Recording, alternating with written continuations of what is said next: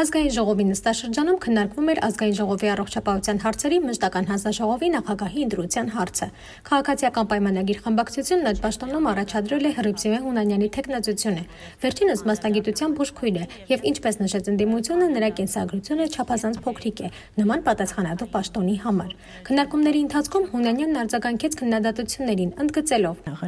Այս փոքրիկ կենսագրությունը, ինչպես որ դուք նշում եք, այս փոքրիկ կենսագրության հետևում կանգնած տարիների բազմաչարչար աշխատանք,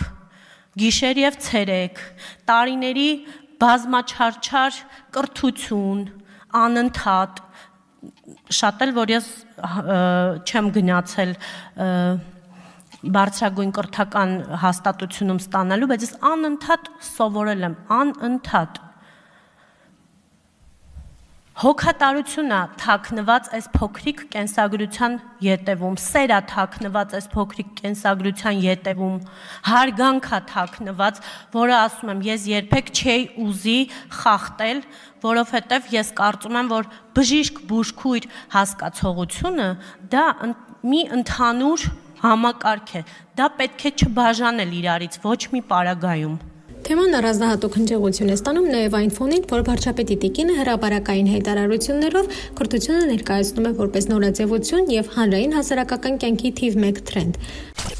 Հանրային հասարակական կյանքում ակտիվորեն ներգրավված սոցիալական եւ մեդիա հարթակներով կարծիք ձևավորող եւ տարածող անձանց հետ այսօր քննարկում էինք հետեւյալ հարցը. կրթությունը դարձնել հանրային հասարակական կյանքի թիվ 1 թրենդ։ Այս մասին սոցցանցի իր էջում գրել էր ՀՀ վարչապետի տիկին Աննա Հակոբյանը։ Մնում է հարցը, ինչու իշխող ուժի բազմաթիվ պատգամավորներ չեն հետևում հենց այս կոչին եւ չեն կրթվում։ Մի բան էլ ամբիոնից հայտարարում են, թե չունեն բարձրագույն կրթություն։ Հավելենք, որ Հռիփսիմե Հունանյանը միակը չէ ԿՊ-ում, որ չունի բարձրագույն կրթություն։ Գայանե Եղիազարյանը, Ջուլիետա Ազարյանը եւ այլք նույնպես չունեն բարձրագույն կրթություն, սակայն նրանք գոնե դեռ ուսանող են։